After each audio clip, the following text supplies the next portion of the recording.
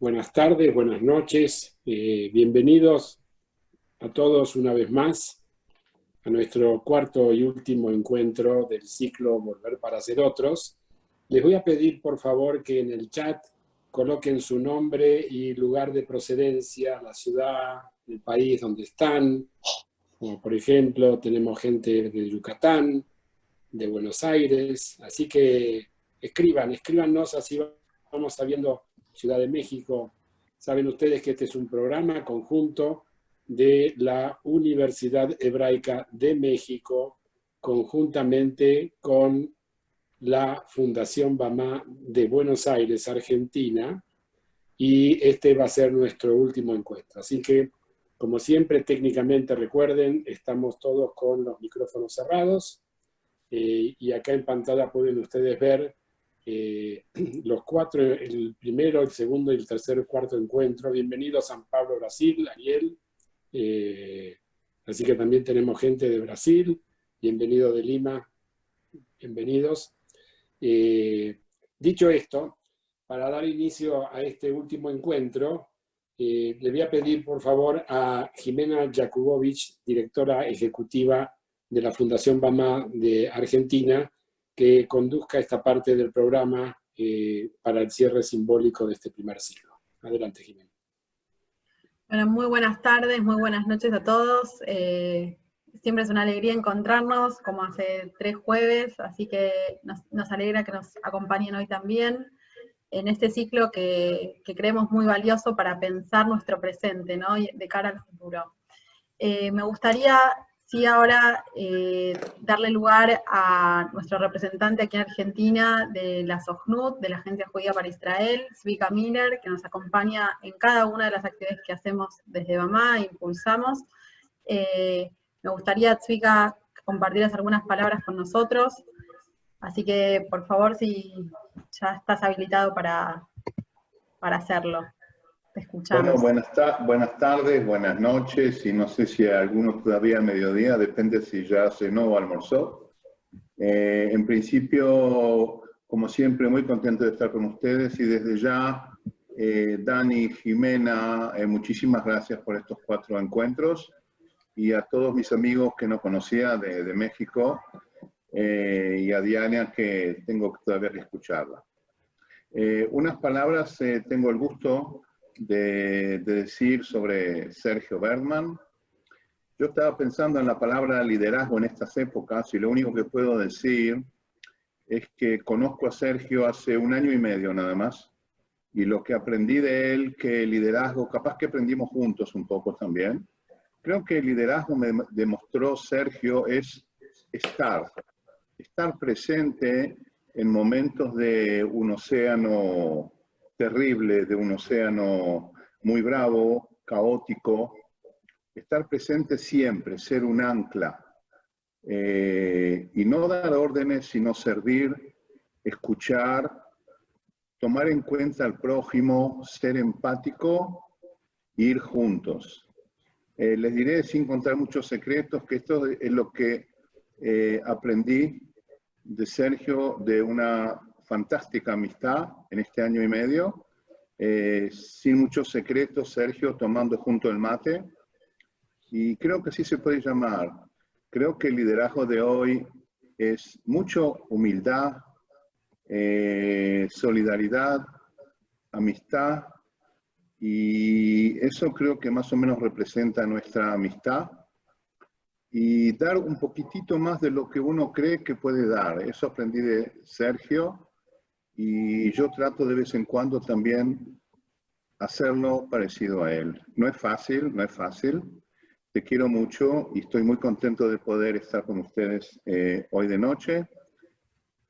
Concluyo esto diciendo que creo que una buena amistad y liderazgo es ir juntos. Ir juntos. Nadie va antes que nadie, sino lo seguimos juntos, y bueno, esperemos que así sea también. Muchas gracias por estar con nosotros, Sergio, y avanti. Muchas gracias, Vika, por estas palabras y por acompañarnos en cada iniciativa.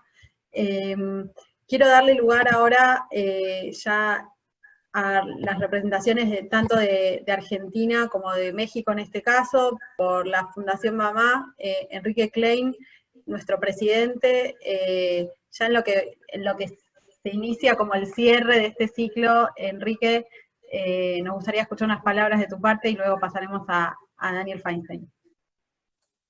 Muchas gracias. En realidad agradezco la presencia de todos, pero particularmente en este caso, cuando yo vi el nombre del programa, que se llama Volver para ser otros, enseguida dije que esto es un sinónimo de Sergio. Sergio es una de las personas más preparadas en el mundo para hablar de este tema, que es volver para ser otros. Realmente estamos todos convulsionados por esta pandemia y por toda esta situación, pero creo que Sergio es la palabra más serena y más inteligente que podemos escuchar para este tema. Muchas gracias. Muchas gracias, Enrique. Y entonces pasamos a Daniel Feinstein desde México, que es de la Universidad Hebraica, como decano de estudios judaicos. Daniel, si quieres dirigirnos unas palabras. Gracias. Bueno, un gusto encontrarme y ver gente, amigos de muchos años y gente nueva que vemos ahora. Bueno, en primer lugar creo que este ciclo fue un espacio para reflexionar, como muchos otros, en este caso en colaboración con BAMA y la Hebraica, con la participación de la SOJNUT, y me parece que es un primer inicio de una colaboración que puede trasladarse a otras áreas y profundizarse, porque uno de los mensajes, creo, del aprendizaje de estos tiempos difíciles es la necesidad de colaborar, ¿no? Y me parece importante. En segundo lugar, nuestra universidad tiene un lema que es COACT, la palabra que es comprender, actuar, trascender. Nosotros estamos en este ciclo en la parte de comprender, porque para actuar verdaderamente hay que comprender, y estamos en una época donde tenemos que repensar todo, y por eso comprender es tan importante para poder actuar sabiamente y de esa forma poder trascender. Y por último, quiero plantear que cuando uno mira lo que nos pasa hoy desde una perspectiva de larga duración, nosotros somos un pueblo de larga duración. Nuestra perspectiva, como dice el poeta Yehuda Mihai, es un pueblo que no es histórico, es casi geológico por los tiempos que tenemos. Uno se da cuenta que nuestro pueblo ha sabido reinventarse, ha sabido enfrentar las crisis con creatividad, con esperanza, y acá quiero aclarar algo que decía un profesor mío de la Universidad Hebrea, donde también estudió Sergio, y es la idea de que, él decía, el profesor Berblowski, decía que el optimismo es un vicio humano, la esperanza es una virtud divina. Y el pueblo judío es un pueblo de esperanzados. Nosotros creemos que la historia es redentiva y que nuestra acción puede marcar una diferencia. Y por eso me da mucho gusto hoy en que este ciclo lo cierre a alguien que conozco hace muchos años, como alumno, como colega, como amigo, que es el rabino Sergio Berman, que es, como se dijo, una persona realmente creativa, y creo que puede darnos ideas y reflexiones que enriquezcan nuestra práctica. Gracias. Muchas gracias, Daniel. Bueno, se ha dicho mucho acerca de este ciclo y todos queremos pasar a lo que sigue, que es escucharlo a Sergio. Sergio, es una enorme alegría que nos acompañes hoy y que nos acompañes, como se ha dicho, también a cada paso. Bueno, damos paso entonces a Daniel, que va entonces ya a introducir a la charla de hoy, que cierra, como decíamos, un ciclo que esperamos nos ayude a seguir reflexionando y actuar, sobre todo actuar, que es lo que precisamos para seguir construyendo desde el liderazgo, ¿no? Así que muchísimas gracias, y ahora sí pasamos a Daniel. Bien, gracias a todos, y entonces vamos a comenzar. Es un placer enorme poder presentar a alguien que no requiere mucho tiempo de presentación por su trayectoria, pero quizás vale la pena poner acento en algunos aspectos de la biografía, o algunos aspectos de la biografía de Sergio Berman, ¿no? Y arrancando por un tema que enseguida vamos a conversar, es presidente de la World Union for Progressive of Judaism, ha sido fundador de Fundación Judaica del Colegio Orlin Fer. Su trayectoria académica es importante, egresado de la Facultad de Farmacia y Bioquímica de la Universidad de Buenos Aires, máster en Educación summa cum laude por la Universidad Hebrea de Jerusalén, máster en Estudios Judaicos por el Jewish Theological Seminar, máster en Literatura Rabínica en el Hebrew Union College, egresado del Seminario Rabínico, qué decir, ¿no? Ex ministro de Ambiente del Gobierno de la Nación del anterior periodo. Sergio Berman, presentado estás, y arrancamos con una primer pregunta, y el esquema de funcionamiento para todos los presentes es un diálogo que conjuntamente con Luis Karf vamos a llevar adelante, y con lo que ustedes quieran compartir en el chat, con gusto se lo vamos a ir trasladando a Sergio. Y la primera pregunta, Sergio, tiene que ver con tu reciente nombramiento como presidente del World Union for Progressive Judaism. Creo que muchos nos preguntamos qué es esto, qué es esta institución y qué significado tiene este nombramiento. Sergio. Hola, buenas noches o buenas tardes a todos. Gracias por las presentaciones de quienes evidentemente son amigos, con todas las palabras que me dedicaron, algunas desproporcionadas, pero todas valiosas por mí. Agradecer muy especialmente también a Bamá con la Universidad Hebraica, que conforman esta extensión latinoamericana del trabajo por la educación judía y sionista.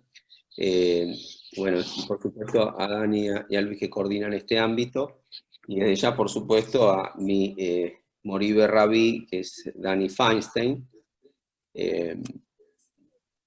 Yo le digo rabí porque es el único tipo sensato que, teniendo las credenciales para ser rabino, se abstuvo. O sea, que yo mucho tiempo no lo entendí. O sea, siempre le preguntaba a Ethel, que seguramente fue la que decidió, como en muchos de nuestros casos, no lo entendí. Pero solamente en el tiempo y en la perspectiva puedo vislumbrar no solamente su gran sabiduría intelectual, sino también existencial. Porque Dani Feinstein tiene el título, digamos, de rabino, no justamente por lo teológico y religioso, que lo podría tener tranquilamente, sino por el reconocimiento que tiene de lo que un rabino es, que es un gran maestro. Así que es un privilegio de poder compartir y de alguna manera trabajar otra vez todos juntos en este nuevo mundo virtual que hace las cosas real, más allá de espacio y tiempo, ¿no? Me parece la tecnología nos une a lo metafísico, y por eso uno de los grandes filósofos judíos, que bueno, fue reconocido como científico, pero más que no un filósofo, que fue Albert Einstein, lo tenía tan claro, ¿no? Así que, a tu pregunta, no, la World Union for Progressive Judaism es la Unión Mundial de Judaísmo Progresista, Reformista, Liberal, Reconstruccionista, que representa desde el punto de vista de una organización global 7 regiones mundiales, 1.200 comunidades y aproximadamente 1.800.000 judíos afiliados a esta denominación, que si los juntamos a otro movimiento hermano, que es el movimiento conservador, representan a todas las expresiones judías contemporáneas religiosas que no son las raigales tradicionales o conocidas como, digamos, ortodoxias, ¿no? Bueno, de alguna manera, mi derrotero personal y mi historia, que en muchos casos a veces se la asemeja, sino casi a un prontuario, me hizo full compatible con los dos movimientos, ya que yo estudié, me formé junto con mis compañeros y maestros en el movimiento conservador en Argentina, en el Seminario Rabínico Latinoamericano Marshall T. Meyer, a pesar de haber tenido mi origen en la comunidad reformista de la comunidad de Emanuel, de la congregación Emanuel, y luego, bueno, en Jerusalén pude estudiar, también siguiendo los pasos de mis precursores inspiradores, como fue el caso de Dani Feinstein, y otro, Gustavo Peretni, en Amitei Jerusalén, en Jerusalem Fellows, que es un programa también de la Agencia Judía. Así que, Tzvika, fíjate vos las vueltas que la Agencia Judía, de las cosas que hace por todos nosotros, de los que recibimos la posibilidad de formarnos, estudiar y volver. Bueno, esa es la respuesta, Dani, con respecto a qué es la World Union. ¿Qué hace? ¿Cuál es su principal actividad? ¿Y qué Bueno, significa? de hecho, por eso, ¿qué hace y qué significado tiene? En realidad es como todas las organizaciones globales de los movimientos denominacionales. O sea, uno de los grandes problemas que tiene el judaísmo contemporáneo, que de alguna manera es un paradigma que ya está obsoleto y que no representa demasiado, es las denominaciones. O sea, el judaísmo denominacional va en contra del espíritu judío. O sea, nunca el judaísmo se lo definió por un adjetivo. Por ejemplo, ortodoxo, reformista, conservador, liberal, reconstruccionista. Son todos términos importantes, pero que vinieron de afuera del judaísmo. No son términos propios del judaísmo. El judaísmo no es un adjetivo, es un verbo. Es una acción, es una praxis. Entonces nosotros fue tomar del medio emancipado occidental categorías ajenas al judaísmo para incluirnos en ese mundo global con denominaciones que el mundo no judío nos pueda entender. Por ejemplo, plantear que el judaísmo es una religión. Entonces nos preguntan, ¿el judaísmo, vos de qué religión sos? Judío. No, no soy de la religión judía, solamente porque si soy de la religión judía pertenezco a algo más amplio, que es una cultura, una civilización, un paradigma diferente, que es lo que nos cuesta tanto y que es tan fascinante para la identidad judía, que es asumir que somos una religión, pero no solo ella, y que el molde de religión deja más judaísmo afuera que adentro. Imagínate si restringimos el judaísmo a una religión y encima lo dividimos en denominaciones. Por lo tanto, lo que hace es, federa, representa política e institucionalmente a los judíos liberales, progresistas y reformistas, pero como institución de la religión y de la política, se dedica a eso, a sostener la institución religiosa y se dedica a la política global, no necesariamente se dedica a lo espiritual, al contenido, a la práctica, a la filosofía o al sentido que los judíos debemos darle a nuestra identidad. Bien. Y mirá que ahora la presido, o sea, no es como otra época que criticaba desde afuera, ahora lo critico desde adentro. Ahora bien interesante. Ahora, siendo que la presidís, yo ahí hice un poco me puse a estudiar, ¿no? Esta entrevista me obligó a estudiar un poco. Y la World Union se fundó en 1920 en Londres. Sí. O sea que estamos en el 2020. Sí. Van a ser 100 años. 100 años. Y en 100 años de historia nombran como presidente, que después explicanos qué quiere decir presidente, porque sabés la confusión que se genera, que si es presidente, que es voluntario, profesional, pero nombra como presidente a un latinoamericano por primera vez en 100 años. Bueno, eso te da una señal lo mal que está, ¿no? La World Union. Pero bueno, más allá de eso, y salvando, digamos, todas las diferencias, yo creo que el movimiento reformista no quiso de alguna manera quedarse atrás de la Iglesia Católica, Apostólica y Romana, y me parece que de alguna manera están buscando, digamos, liderazgos, ya te diría ni siquiera argentinos, porteños, pero no, lo que sucede con esta particular organización es que tuvo una mutación y una transformación, de provenir de una reforma clásica que era de origen alemán, que luego se hizo con sede europea, digamos en Londres, también por lo que había pasado en la Segunda Guerra Mundial, entre otras cosas. Pensá que el final de la utopía del judaísmo reformista clásico alemán no produce una decisión judía, sino como muchas veces nos pasa en la historia, lo deciden otros. O sea, la idea de los judíos reformistas clásicos alemanes, que debían despojarse de todo rasgo diferencial por ser judíos y asimilarse para integrarse a la sociedad, llevando la visión profética, sacando la centralidad de Israel, sacando el tema de la liturgia, incorporando los modismos de los protestantes que eran sus vecinos alemanes, esa utopía de integración la fulmina el nazismo. O sea, vinieron de afuera a decirte, no, mirá, no va a pasar. O sea, no tiene ninguna posibilidad, más allá de los derechos cívicos de los estados modernos, de que nosotros no reconozcamos que si hay un origen judío étnico, dado que el nazismo reduce el judaísmo a una raza, además de exterminarla, se terminó ese modelo de integración, el único bastión europeo emancipado de la Segunda Guerra Mundial del nazismo fue Inglaterra, y por lo tanto quedaron ahí, porque es el único lugar que desde, digamos, preguerra se sostuvo ese centro. Pero luego todo el judaísmo liberal, y también ahí va a surgir el movimiento conservador con fuerza, se migra a los Estados Unidos. Entonces ya no hay más reforma clásica, los movimientos liberales se hacen de arraigo americano, luego este movimiento transforma su sede en Jerusalén a partir del año 1973. Por lo tanto, la tradición es anglosaxa, es decir, es de rabinos o líderes que fueron de porte anglosajón, y en este caso particular yo creo que lo que sucede es la búsqueda de un cambio de paradigma, porque creo que todos los movimientos religiosos liberales estamos construyendo en algún grado de sinergia y complementación, porque ya las divisiones en términos de las categorías, si bien hay diferencias, por supuesto, que hay que respetar y que hay que considerar, yo creo que las denominaciones ya no le dicen nada significativo a las próximas generaciones.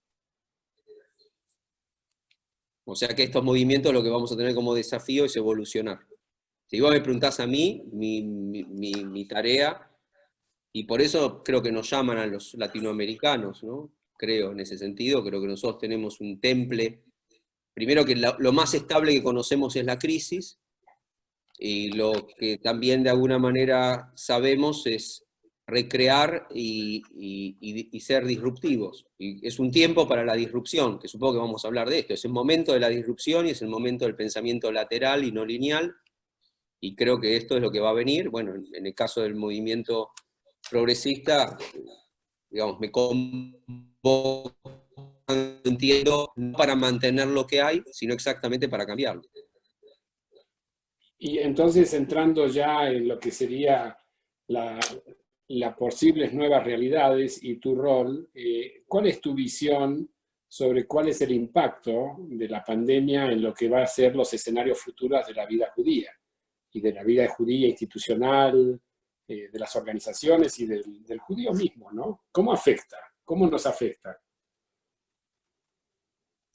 Bueno, yo tomo tres ejes organizadores para, otra vez, no para contestar cerrado una respuesta, sino a lo sumo compartir algunos disparadores para los intercambios. Yo creo que son desafíos muy recientes, muy complejos, multidimensionales, que no creo que ninguno de nosotros todavía tenga plena conciencia del impacto de lo que estamos viviendo, aunque, cuando también lo digo, que nos genera angustia e incertidumbre, nos genera un privilegio de ser protagonistas de un tiempo histórico de la humanidad. Es decir, esta no es la pandemia, no es la primera pandemia de la humanidad, pero es la primera crisis global sincrónica, simultánea, global, que se traduce en redes de información instantánea, donde toda la humanidad, en una sola casa, que es el planeta, estamos viviéndolo de manera simultánea. Antes era otra historia, esta es la primera vez que nos pasa una cosa de esta, digamos, magnitud. Por lo tanto, no tomen nada de lo que yo te puedo responder a tu pregunta como una respuesta terminada ni cerrada, todo lo contrario, algunas líneas de reflexión. Yo me baso en tres ejes organizadores para armar una matriz de opciones posibles de dar respuesta a tu pregunta. Una, desde el judaísmo, la referencia, obviamente para mí, es la de Mordechai Kaplan, y el concepto de que el judaísmo es una civilización. Agrego, sobre la primera charla de este ciclo, además de que también Danny Feinstein fue el que me presentó a Kaplan, esta idea de la resiliencia. Nosotros no somos un pueblo de sobrevivientes, somos un pueblo de resilientes. La sobrevida, o ser un sobreviviente, es una experiencia biográfica personal de un trauma que una parte de nuestra familia, en una parte de nuestra historia, se vivió. Por lo tanto, nosotros debemos cuidar, preservar, honrar a nuestros sobrevivientes. Pero lo que no podemos, como civilización cultural, es deshonrar el trabajo de los sobrevivientes, olvidándonos el aprendizaje resiliente que ellos nos dan. Es decir, que los que no pasamos por una experiencia traumática de sobrevida, no somos las víctimas profesionales de la historia, ni tampoco somos sobrevivientes. Somos testigos de la resiliencia. Y ahí sí nosotros, como memoria colectiva, tenemos una capacidad que la da justamente la memoria colectiva. Así como digo que no somos un pueblo de sobrevivientes, sino de resilientes, digo, no somos el pueblo del libro, sino que somos el pueblo de la memoria, representada en el libro, simbolizada en el libro o encarnada en el texto. Pero nuestro trabajo es esa idea de memoria colectiva, que en este sentido me remito a Yosef Yerushalmi, que separa claramente lo que es la historia, lo que es el recuerdo, de lo que es la memoria. No me voy a extender, pero haciéndola corta. La memoria nunca es lo que pasó. La memoria es una construcción presente que se arraiga en el pasado, que no tiene otro sentido que asegurarnos un futuro. Y eso puede hacer aquellos que justamente no repiten lo que pasó, sino que lo recrean para aprender de lo sucedido, que no nos vuelva a pasar, y nos da una capacidad adicional, porque tenemos memoria, de afrontar ese futuro. Ahora, resiliencia como concepto de una civilización cultural, y cuando digo civilización cultural, incluyo a la religión. Pero yo acá invierto el orden, digo, la religión está dentro de la civilización cultural. Es una de las posibles expresiones de la identidad judía, que si es una civilización cultural, desde ya tiene la religión como una de ellas. Y dentro de la religión, todas las denominaciones que representamos nosotros, que encima representamos nosotros convencidos de que alguno tiene razón, y que lo más importante para los judíos es la religión, y resulta que demográficamente la gran mayoría no la practica. Es decir, la reconoce como parte de su identidad, pero no es observante de la religión. O sea, los movimientos, sobre todo liberales, son movimientos sociológicos, no somos movimientos ideológicos. Tenemos una ideología y la proponemos, pero la práctica de nuestras comunidades es de adhesión sociológica. Es decir, vivimos en esos entornos sociológicos, consumimos los servicios de nuestras comunidades, pero no necesariamente vivimos de acuerdo a esa praxis. Por lo tanto, esa discusión es menor porque tenés un 80 o no sé qué porcentaje de judíos que viven su identidad desde la cultura y desde modelos civilizatorios. Se agrega a todo esto, que no es menor, y es mucho más importante, la identidad judía en la civilización cultural que somos, que propone el Estado de Israel. No me voy a extender, pero es muy importante entender que lo que nosotros llamamos sionismo no es una definición política, sino que tiene una consecuencia política, es una definición ideológica identitaria. Ok, la resiliencia como civilización cultural proviene de un término que adoptó la sociología y la psicología, pero permítanme que le devolvamos el crédito a lo que lo tenemos inicialmente, proviene de la física. Es un atributo de la física asignada a los materiales. Un material resiliente es aquel que a fuerza del impacto no se rompe ni se desnaturaliza, sino que amortigua el impacto y se transforma. Cambia su forma, pero no su esencia. Cambia su forma por el efecto del impacto, pero no deja de ser lo que era. ¿Está bien? Bueno, la mecánica física de los materiales resilientes es importantísima para el tema de los impactos. O sea, los materiales, bueno, no importa, no voy a entrar en los detalles de material resiliente, pero no vayan a pensar que la resiliencia empezó en las ciencias sociales, sino que es una juxtaposición a la ciencia social de un material físico. Ok, ¿por qué es importante? Porque lo que va a poner en prueba, y Dani lo presentó en el primer panel, lo que va a poner en prueba en nuestro atributo diferencial es que nosotros en la resiliencia, ¿qué hacemos? Trascendemos dificultades o tragedias, las trascendemos. ¿Por qué? Porque las transitamos. No podemos evitar el impacto doloroso de angustia existencial y de incertidumbre que genera esta experiencia, pero tenemos un temple interior que dice, lo voy a transitar, me la voy a bancar, pero lo voy a trascender. Para poder trascender, lo dijo Dani antes, mira, para poder trascender lo que vos necesitas no es la ilusión de la espera de que alguien lo va a resolver, sino la esperanza, que no es espera, de qué vas a hacer vos y te vas a involucrar para que con la resiliencia, tu esperanza te permita vivir mejor después. Por eso somos un pueblo de esperanza, por eso nosotros, es más, en el himno de Israel decimos, Loab Bateinu. Entre ser ilusos y pensar que las cosas se van a arreglar, y tener esperanza, que es comprometerse con ese cambio, esa transformación, te da la matriz de este impacto. El segundo escenario que tomo es lo que Rafael Ramírez, de la Universidad de Oxford, plantea en lo que se llaman los escenarios futuros. Ya no se planifican más con escenarios lineales, sino con escenarios futuros. O sea, cuando vos me preguntás qué va a pasar o qué forma judía vamos a tener, muchos escenarios, muchas posibilidades. Quien planee uno solo se equivoca primero porque planeó uno solo. Quien pone todas sus energías en el pensamiento lineal de cómo sostengo lo que tenía antes de la pandemia para que no se me caiga, tiene un problema. Lo que hay que pensar es que reconstruyo en escenarios alternativos con mi capacidad resiliente, que me parece también sobre esto importante. Entonces, entre el concepto de escenarios futuros y hago una pequeña síntesis y digo, el futuro, dice Ramírez, no lo digo yo, el futuro es un tren a alta velocidad que viene hacia vos. Nosotros en términos porteños decimos, no la ves venir, no la vas a ver venir, o sea, te va a llevar puesto el futuro. O sea, es una alta velocidad y viene hacia vos. Vos no vas hacia el futuro. No tenemos capacidad de anticipación del escenario futuro. Lo que pasa es que el futuro viene hacia vos a alta velocidad y la pregunta que tenés hoy acá, ¿cuál es?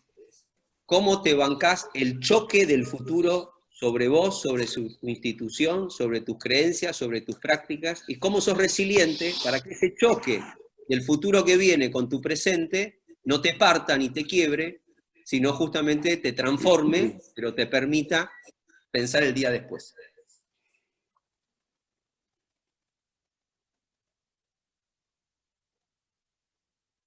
Ese era el segundo, ¿faltaba el tercero o me pareció? Eso, falta un 3. Me falta un 3.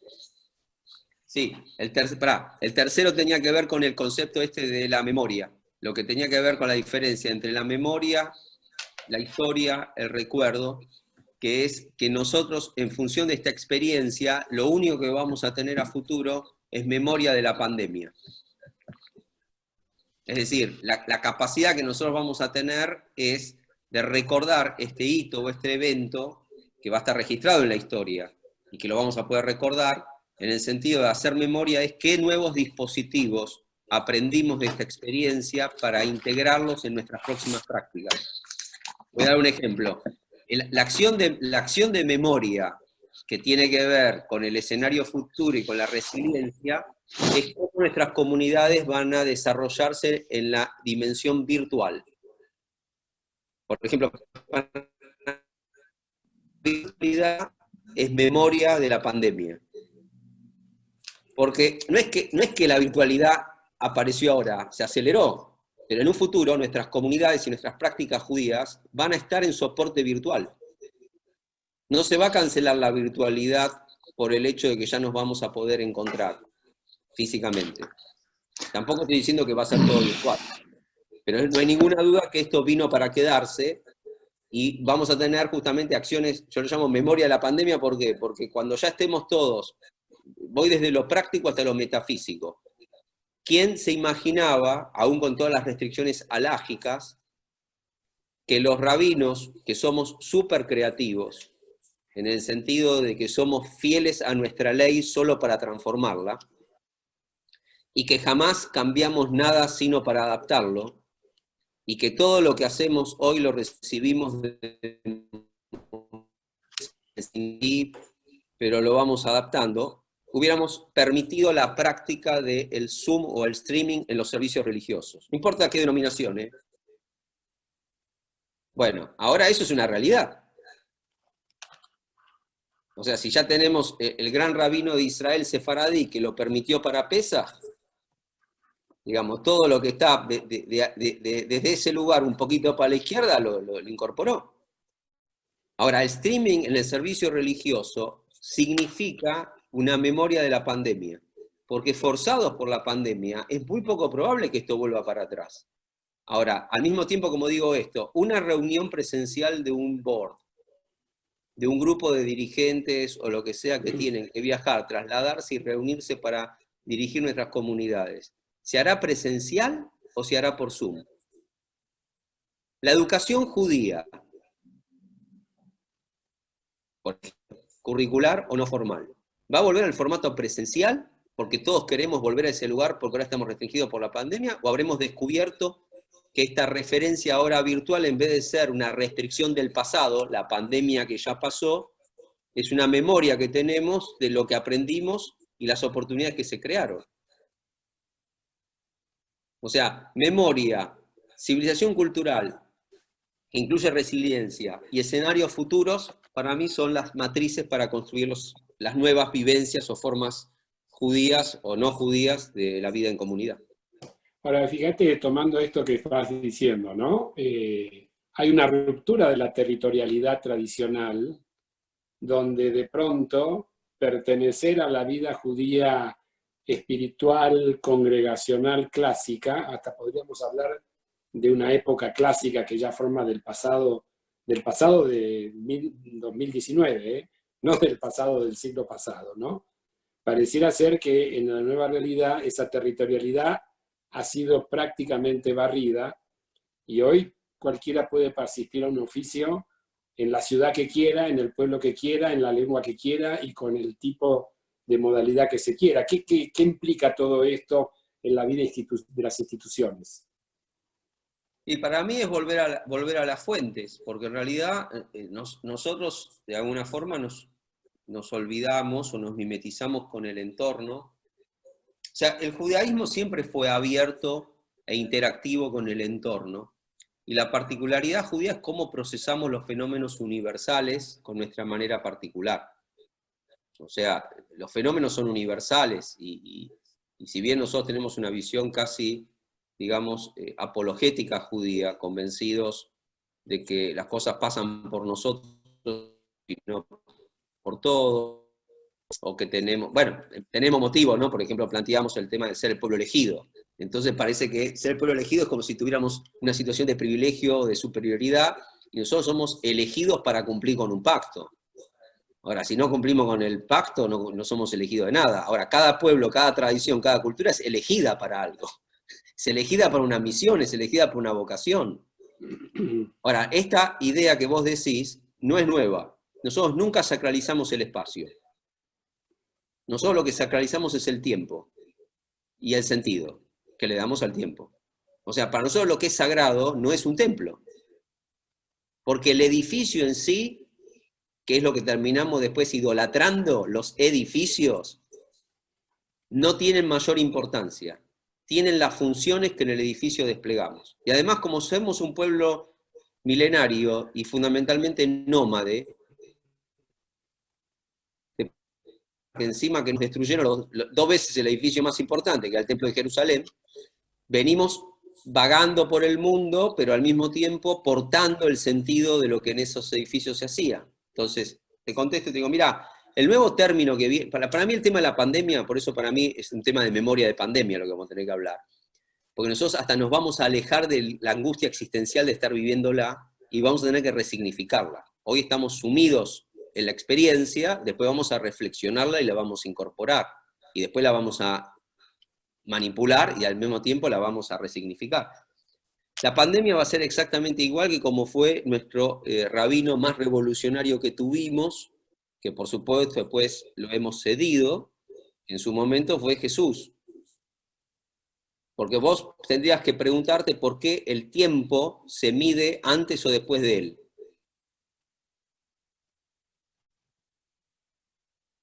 Está bien, podés llamarlo era común si querés, pero a mí me da igual. A mí me parece importante, es un concepto muy importante. ¿Por qué se mide de esta manera? ¿Por qué Occidente medimos el tiempo de esta manera? Bueno, es probable que para otras cosas y para otros paradigmas, nosotros midamos nuestro tiempo antes y después del COVID. Por el impacto que esto va a tener. No hablo de teología, por supuesto, pero hablo de los ciclos de la humanidad y los cambios de paradigma. Porque Occidente, desde el punto de vista, llámalo teológico, filosófico, y no en el tiempo del Jesús histórico, sino muchísimo tiempo después, se diría que quizás más basado en el Imperio Romano que en el primer cristianismo, pone ese hito como un punto de inflexión para la humanidad. Y nosotros lo referenciamos. Yo podría decirte lo mismo con respecto al tema del pueblo judío, no me voy a extender ahora. Pero nosotros, como siempre somos, además autorreferenciales, somos un poco exagerados. Nosotros tenemos 4 principios de año. Según, ¿no? La Mishnah, Rosh Hashanah. Pero de los 4 principios de año nos quedó, de alguna manera, uno que celebramos, que es el metafísico. Estoy contestando tu pregunta, el metafísico. Porque los otros 3 son físicos, están vinculados a los árboles, a los diezmos y a los reyes. Y el único que nos quedó es el comienzo del año simbólico y ritual que decimos que es el año que cumple la humanidad, el aniversario simbólico de la creación del mundo y de la humanidad. Ese es el que nos quedó. Bueno, a nosotros lo que nos queda es la metafísica, desde el punto de vista, pero esa metafísica tiene que encarnar en una práctica. Entonces ahora voy a contestar tu pregunta. El eje de nuestra construcción comunitaria es que nosotros construimos comunidad a través del concepto de la casa, Bait. Y va a ser que va a cambiar post pandemia, donde el judaísmo deberá responder qué clase de casa o cómo será la construcción de la casa judía que vamos a hacer. Casa va para la casa básica, que es la familia. Casa va para Beit Knesset, que es casa de reunión, que es el motivo original de la traducción etimológica de sinagoga, que es casa de reunión. Es Beit Filá, casa de oración. Es Beit Midrash, casa de estudio. Es Beit Sefer, que es escuela. Es Beit Am, casa del pueblo. O sea, lo que se va a reconfigurar es que no importa cómo vamos a construir la casa, si es virtual, si es real, lo que va a importar es cómo restituimos las diferentes funciones. Cómo hacemos familia, cómo hacemos estudio, cómo hacemos oración o espiritualidad, cómo hacemos educación, enseñanza y trascendencia, cómo hacemos apertura a la sociedad en la que vivimos y en los países en los que nos comprometemos. Estos conceptos de casa, que son muy raigales de la tradición judía que todos compartimos, requieren una revisión resiliente al impacto que esta pandemia va a tener. ¿Por qué? Porque además del espíritu vas a tener un problema muy importante con la materialidad. El impacto social y económico de esta pandemia no va a tener precedentes. No soy un pesimista ni tampoco soy apocalíptico, pero no va a tener precedentes. Entonces, si no va a tener precedentes, la materialidad de la casa es un elemento que no se puede desconocer. No se van a poder mantener tantas instituciones. No se va a poder dar uno el lujo de estar dividiendo a la comunidad judía porque no se puso de acuerdo con el otro para invertir los pocos recursos que van a haber para construir otra institución. Vamos a tener que buscar complementaciones, sinergias, vamos a tener que buscar síntesis y vamos a tener que ser mucho más plásticos y mucho más versátiles.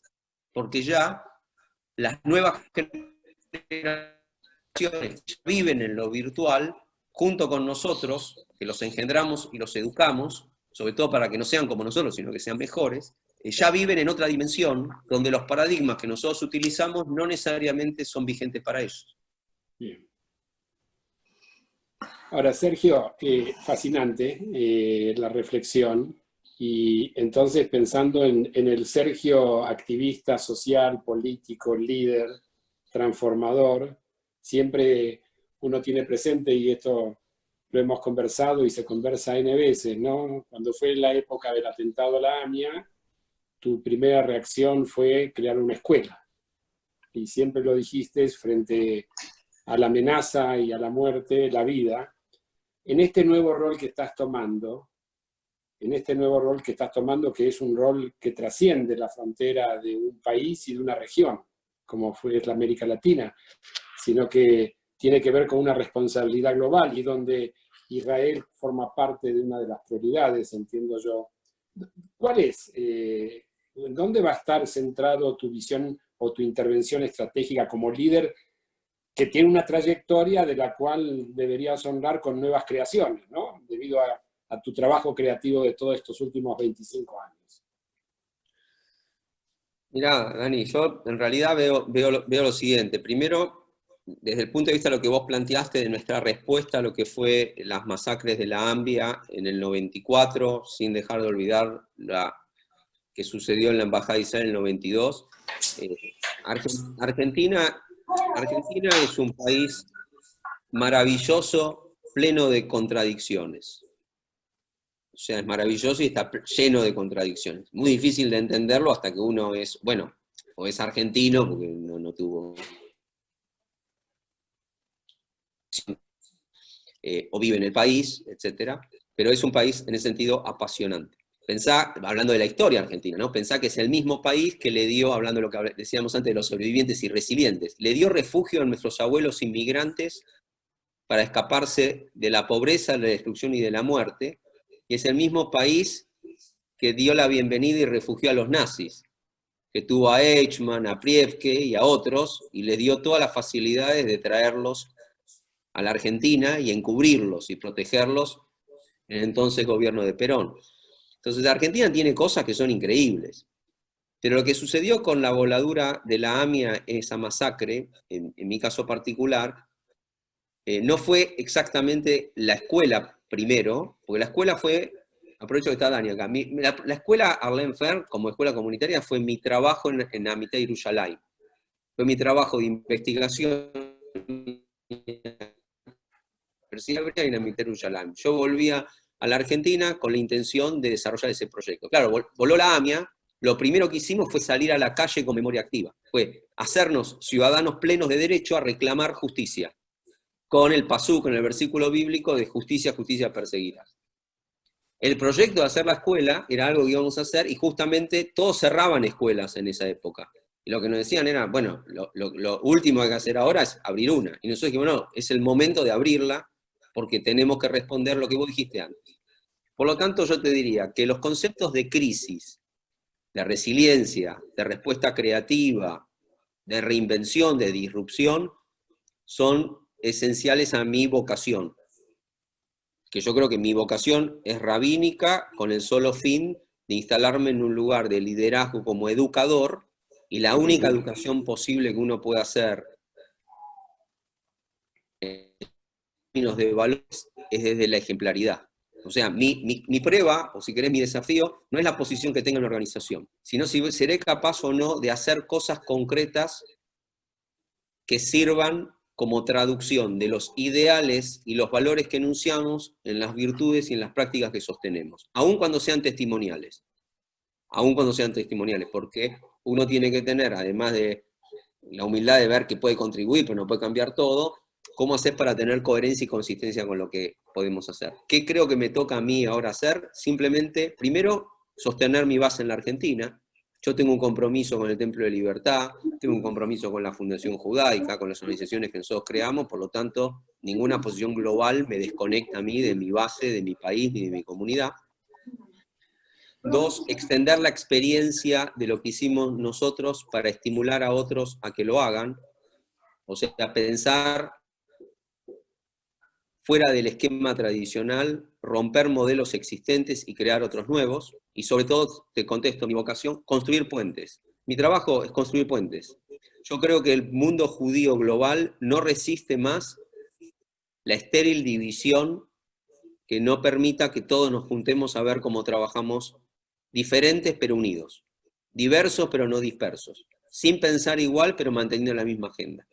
Y lo que decís del tema de Israel también es muy relevante porque demográficamente en los próximos 10 años, la mayor parte del pueblo judío va a vivir en Israel. Y no porque allá es la única verdad, no por un proceso de migración, sino por proceso de evolución. El desafío que tiene Israel, que no es ser un país más, sino dentro de ser un país como los demás países, es cumplir los ideales de los valores proféticos, judíos, en una sociedad israelí que no hace falta que el gobierno, está claro que está todavía lejos de eso, pero eso es la aspiracional que la sociedad israelí tiene. Por lo tanto, la agenda israelí, que no va a ser muy diferente a la agenda de las comunidades judías en el mundo, tiene que ver con respetar las minorías, con el pluralismo, con la democracia, con darle lugar al diferente, con que la tierra es sagrada, pero hay que partirla y repartirla para que haya dos estados que convivan como hermanos, judíos y palestinos, israelíes y sus vecinos. Ese es el desafío. Pero el desafío me refiero a que lo que digo para la sociedad israelí está vigente para mí, para la sociedad mexicana y la sociedad argentina. Es decir, cómo nosotros en el lugar donde estamos desarrollamos paradigmas existenciales que practiquemos nuestros valores para transformarnos, no solamente nosotros y nuestras comunidades, sino las sociedades de las que somos una parte indivisible, porque eso es lo que llamamos tikkun olam, la reparación del mundo, la contribución al bien común, como lo quiera llamarlo, y además un tema más, no pedirle a nuestros hijos que hagan lo que nosotros le enseñamos, sino que a partir de lo que nosotros les enseñamos a nuestros hijos, que sean libres, que sean responsables, que sean creativos, resilientes, en hacer con el judaísmo lo que ellos quieran hacer, pero que no sean indiferentes, que no lo olviden, que no lo abandonen, que lo estudien, que lo conozcan, que lo amen, que lo recreen y que lo renueven para las próximas generaciones. Y ellos nos van a entender, nuestros hijos, a nosotros, únicamente cuando sean padres, esperando que los hijos de nuestros hijos hagan con el judaísmo de nuestros hijos lo mismo que nuestros hijos hicieron con el nuestro, que es que se hagan responsables y libres, que son dos términos que a veces parecen contradictorios. Responsables y libres. Responsables, culpables, porque yo creo que la patente de la culpa judío-cristiana ya casi la agotamos, entonces ya son más de 3.000, 2.000 años. No, culpa, responsabilidad, no es lo mismo. Es responder por el otro, responder por tu identidad, responder por tu tradición. Y los valores que nosotros sostenemos, también debería estar claro, son universales de todos los hombres y mujeres de buena voluntad. No hay copyright judío de los valores. Lo que hay es prácticas judías que encarnan valores universales, y por lo tanto hablar prácticas islámicas, cristianas y otras prácticas, todas válidas, todas legítimas, donde nosotros lo que tenemos que hacer es no tener patente de superioridad, ni tampoco de primogenitura, tenemos que tener patente de coherencia y de consistencia en sumarnos a hombres y mujeres de buena voluntad, donde no podemos confundir asimilarnos con integrarnos. El gran temor que nos meten, que integrarse a la sociedad tiene como riesgo perdernos y asimilarnos, es la falta de seguridad positiva y proactiva de un judaísmo abierto y moderno que educa en el judaísmo su raíz, pero que es libre para dar sus frutos afuera de su jardín. Inspiracional. Último comentario para el cierre. Yo te había comentado hace ya más de un año, en ocasión de marzo del año pasado, que participaba de la asamblea anual del movimiento Mazortí, que fuimos junto con algunos colegas del movimiento a un encuentro donde la Reforma y el movimiento conservador juntos presentaron un informe sobre la situación de la religión en Israel desde el punto de vista reformista y conservador. Y yo decía, sí, pero esto pasa solamente en Israel. Y lo relaciono con tu comentario de donde parecía ser que estamos en... ¿Cómo? No, digo, parece que sí, pero no es tampoco tan así, porque yo creo que muchos de los movimientos en nuestras prácticas están contaminadas por un virus que no es el COVID, sino que es otro, que es el porteño. Hay un virus porteño que contamina muchas cosas. Cuando vos salís del entorno porteño y te alejás de ese foco de infección, las cosas toman otra perspectiva. Es decir, en otros lugares las cosas funcionan diferente. O sea, yo creo que no necesariamente es extrapolable.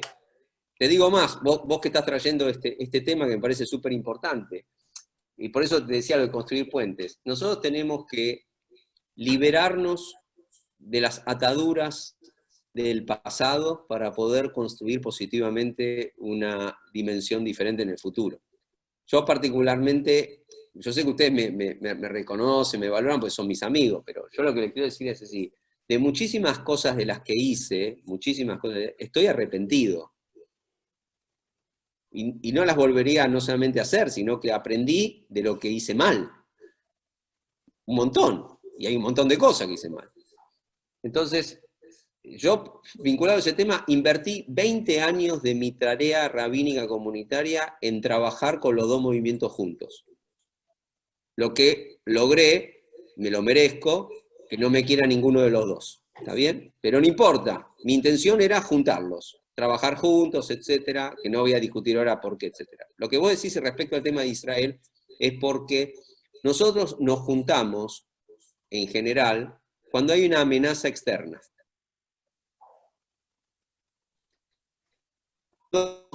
Allá de nosotros, que lo vemos como una amenaza y peligro, nos juntamos. Vos no tenés idea lo unida que estaba la comunidad judía en Argentina cuando vos liderabas el operativo Catástrofe en la voladura del AMIA. No te lo tengo que contar, vos lo liderabas a todos nosotros. A todos los diferentes, a todos los que no nos juntamos, a todos los que nunca compartimos, a todos los que no fuimos capaces de poner por delante nuestros intereses personales y nuestro ego a la comunidad, vos nos lideraste. O sea, vos estabas ahí con tu megáfono en la calle Ayacucho y dabas indicaciones a toda una comunidad sumida en el dolor de una tragedia sin igual, pero que frente a la amenaza externa de la tragedia y la muerte nos unimos todos, nos ordenamos todo rápido. O sea, yo te diría que habría que ver si lo que vos me decís respecto al tema de Israel, sacale la ortodoxia y revisá si se juntan conservadores y reformistas en Israel. No lo sé, pero yo creo que lo que tenemos que hacer es que eso se logre igual. O sea, no hace falta un atentado, monopólica y extorsiva en el Estado de Israel, que es un problema no religioso, es un problema político. También sobre eso tenemos que ser claros. En Israel no hay un problema teológico. En Israel hay un problema político, que es que por las coaliciones de gobierno le dan un poder no representativo a una minoría ortodoxa que le impone a todos los demás una teocracia. Y por lo tanto lo que Israel necesita es separar la religión del Estado. Es todo lo que tiene que hacer. Respetando a todas las denominaciones, pero tiene que separarla. Bueno, a nosotros nos pasa algo parecido, pero no en religión y Estado, sino en pluralidad y diversidad. Porque la comunidad no es mi institución. Y nosotros vivimos siempre creídos en que toda la comunidad era mi institución. Y en vez de ver en la otra institución un complemento que enriquece la diversidad, lo veíamos como una amenaza. Y te lo digo ahora demográficamente, que es el famoso truco de la continuidad judía del judaísmo raigal.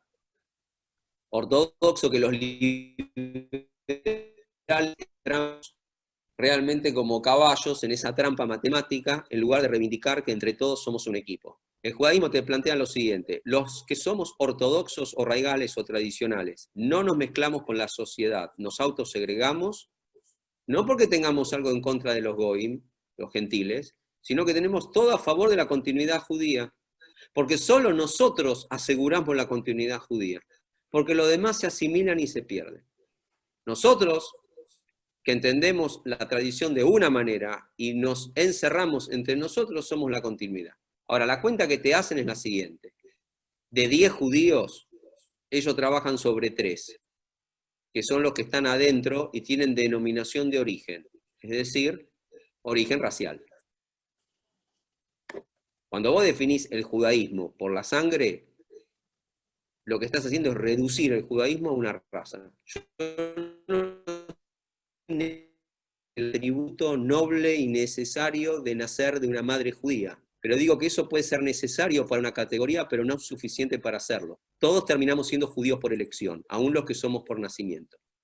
Eso nos iguala como judíos por elección a un pacto, una civilización, una cultura, una tradición religiosa, lo que vos quieras, nos iguala a todos y nos corre del eje racial y racista de la sangre. Ahora, así como te digo esto, el argumento de que los 3 que están adentro se van a quedar adentro de los 3, que son tu 100%, si se autosegregan y se apartan de la sociedad en la que viven. Mi problema, o nuestro problema, son los otros 7, porque ellos hacen la eficiencia tomando los 3 como el 100%. Yo te digo, no, mirá, el 100% son los 10. Ahora, si hay 3 tipos que quieren ir al gueto mental y encerrarse para preservarse y no correr nunca el riesgo de asimilarse, yo no tengo problema. A mí me preocupa dónde están los 7. El problema es cuando nos quedamos todos peleándonos por los 3. Entonces, si yo tengo 2 y vos tenés 1, te gané por el 100%. Te gané 2-1. Pero los 7, ¿dónde están? ¿Dónde están las tribus perdidas? Es decir, ¿dónde están los judíos que se van, que no se ven representados por ninguna institución, por ningún movimiento, por ninguna denominación, por ninguno de estos aportes hasta el día de hoy? Y como no lo podemos simplificar la identidad judía solo por la nacionalidad, porque alguien que va a Israel, esta pregunta no se la hace, porque la identidad nacional le suple, de hecho, su identidad judía. Eso no le saca el problema a Israel, porque Israel igual se va a preguntar en qué es judío un israelí. O sea, está claro que tiene estatus un israelí de ser judío, pero ¿en qué práctica judía está el israelí que no sea ser de nacionalidad israelí? Probado contra un árabe israelí, que no es judío, pero es israelí. O sea, esto es lo que yo trato de decir con la misma situación de default. Naciste judío, ya está, sos judío. Yo digo, no, naciste judío, ahora hacés judaísmo. Y esto de alguna manera el desafío que tenemos, que es no juzgar al otro por cómo entiende la tradición judía, sino ser coherente y consistente con la propia. El único límite, lo dijimos antes, es cuando alguien se pone en una posición fundamentalista. Y para ser fundamentalista no hace falta ser ortodoxo ni religioso. Hay fundamentalistas de todos los colores. Tenemos fundamentalismo en todos lados. Entonces hay que tener cuidado con el fundamentalismo. Yo no tengo ningún inconveniente con un hermano ortodoxo que sin ser un fundamentalista sostiene su fundamento. Cree en lo que cree y lo sostiene. Pero lo importante, ¿cuál es la prueba? ¿Quién tiene razón? No. Que razonemos juntos en vivir cada uno como cree y dejar vivir. Lo más difícil de la vida en comunidad no es que expliques por qué vivís como vivís tu judaísmo, sino que dejes vivir a los demás y les des oportunidades de desarrollar sus judaísmos de manera libre y creativa en un entorno amigable que es la comunidad judía diversa. ¿Qué somos? Siempre. Siempre somos una comunidad diversa, y si no, si pueden, pregúntenle a Moshe Rabbeinu, pregúntenle a Moisés, que la pasó bastante mal con todos nosotros, que jamás hicimos caso ni siquiera a la ley de Dios, porque nos estaban dando los 10 mandamientos y ya no los estábamos cumpliendo. El tipo bajó, después 40, otra que la cuarentena. ¿Quieren saber dónde viene la cuarentena, además de la cuaresma cristiana? De los 40 días de Noé y los 40 días de Moshe. Entonces yo le digo las dos cosas. Como Noé, el diluvio ya vino. Ya está. El diluvio ya vino. No preparamos el arca, ya está, el diluvio vino. Y otra la de Moisés. Recibimos las leyes, los 10 mandamientos, no los cumplimos. El tipo se puso como loco y los rompió.